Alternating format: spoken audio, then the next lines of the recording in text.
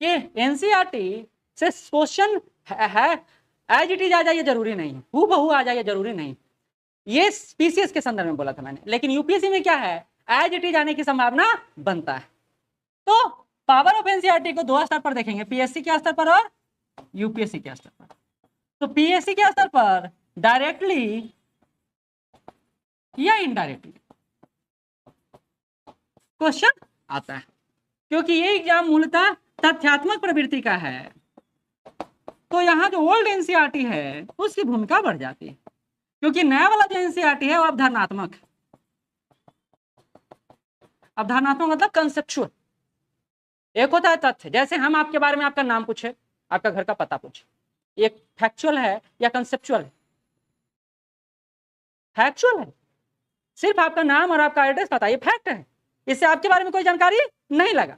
लेकिन जब हम आपके बारे में समझने जानने का प्रयास करने लगे तो ये क्या हो जाएगा, कंसेप्चुअल। अब आपका कहानी सुने कि जानते नहीं हैं तो क्या, तो जागृति है जो अपने क्लास में चैंपियन रही है लड़ने में, मारने पीटने में, तो हम हंसेंगे 2 मिनट पहले, कहेंगे वाह इतना पतला शरीर हो के मारती है, ये हो गया। लेकिन एक बात तो हम समझे इसके बारे में, अभी क्या है, कंसेप्चुअल नॉलेज, कि हम आपके बारे में ज्यादा से ज्यादा समझने का प्रयास करें।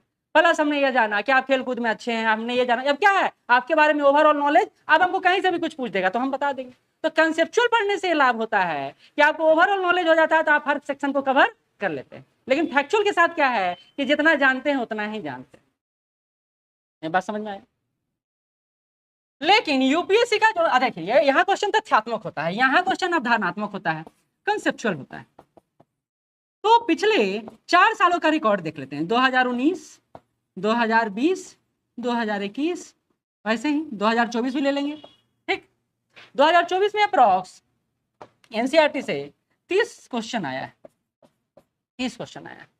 उसी तरह 2021 में 24 क्वेश्चन आया है, 2020 में लगभग 22 क्वेश्चन आया है, और 2019 में 24 क्वेश्चन आया है डायरेक्टली। ऐसा नहीं है कि एनसीईआरटी में जो है वो अन्य बुक में नहीं है, बिल्कुल है, क्योंकि सारा बुक तो आजकल देखते हैं लिखा रहता है एनसीईआरटी बेस्ड, देखे हैं किसी बुक को देख लीजिए, सब बुक में लिखा रहेगा एनसीईआरटी बेस्ड। तो ऐसा नहीं है कि वो तथ्य किसी अन्य बुक में नहीं है, ये गलत बात है। लेकिन अब क्या है कि एनसीईआरटी में क्या आपका एकदम बेस मजबूत हो जाता है। तो अभी जो आपका एनसीईआरटी बैच चल रहा है उसका फ्रूटफुल कैसे होगा आपके लिए, इसलिए ये बात समझाने का प्रयास में कर रहा हूं। बेस तैयार होने का मतलब है कि आपका पैर जितना मजबूत होगा ना उतना ही आपके शरीर को ढोने की क्षमता उसकी बढ़ जाएगी। आपके मकान का पिलर जितना मजबूत होगा वो मकान उतना ही दीर्घायु होगा। तो आपका एनसीईआरटी जितना मजबूत होगा आपको फिर कोई हाथ पकड़ने वाला मार्केट में नहीं बचेगा। ये है पावर ऑफ एनसीईआरटी। इस बार भी क्वेश्चन आया तो कुछ क्वेश्चन सुनिए, आप भी सॉल्व कर दीजिएगा। कहता है प्रजनन दर किसको कहते हैं? तो एक महिला अपने जीवन में जितने बच्चे को जन्म देती है प्रजनन दर बोला जाता है। चौथा ऑप्शन उसमें था, ये क्वेश्चन था। अब देखिए इकोनॉमिक एक्टिविटी दिया है, आप समान रूप से पढ़ाए होंगे, पहला ही क्लास जो पढ़ाए थे वहां याद है, बेसिक क्लास में पूछा है, बोलता है एग्रीकल्चर प्रोडक्ट किस में आएगा, प्राइमरी में, सेकेंडरी में, टर्सरी में? प्राइमरी में, प्राइमरी में आएगा।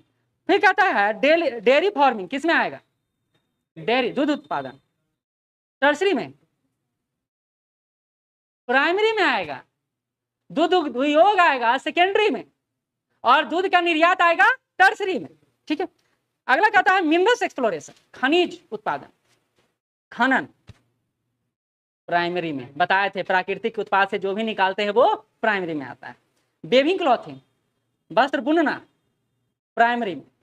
अब इसमें यही दिया है कि एग्रीकल्चर सेकेंडरी में, गलत हो जाएगा। कहता है कौन सही है कौन गलत है, तो ये आप बता सकते हैं। ये याद कीजिए, दिनकर गोलंबर में ही पढ़ाए थे, एनसीईआरटी इकोनॉमिक्स से पढ़ा रहे थे, तो बहुत अच्छा से बेसिक इकोनॉमी आप लोग को पढ़ाए थे। हालांकि याद नहीं है लेकिन कुछ कुछ तो याद रहेगा ही रहेगा। ये तो है कि चर्चा करके पढ़ते हैं तो कुछ कुछ तो याद रहता ही रहता है। ऐसे ही बोलता है ज्वालामुखी से क्या क्या निकलता है, तो CO2 निकलता है, सल्फर निकलता है, CO निकलता है, ये सब निकलता है, वहां दिया हुआ है एनसीईआरटी में। इसी तरह निकलता है हिमालय रेंज से जो गंगा नदी निकलता है उसका बोलता है प्रयागराज से लेकर, प्रयागराज से किस दिशा में कौन कौन नदी है, यानी सीक्वेंस पूछा है इधर से इधर का। तो आप जब नदी सिस्टम पढ़ेंगे तो हर बुक में दिया हुआ।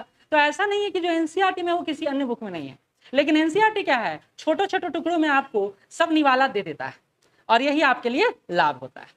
यही है एनसीईआरटी का पावर। इसलिए आप वीडियो देखिएगा सबको, तो पावर ऑफ एनसीईआरटी ऐसे ऐसे ऐसे बहुत सारे बात। एक और बात है कि हम लोग बैच भी बेचना चाहते हैं कि एनसीईआरटी का बैच लीजिए, लेकिन उससे आप ही को लाभ है, हमको तो लाभ है ही, आपको भी लाभ। क्योंकि आपका बेस जितना मजबूत होगा आगे जाके उतना तेज दौड़िएगा आप लोग, हैं? ठीक, अब आते हैं यूनिट में। ये समझ गए, पहले हेडिंग समझ गए, ठीक है। अब आते हैं आगे। कहता जगनी अपने गांव के मेले की आस लगाए बैठी।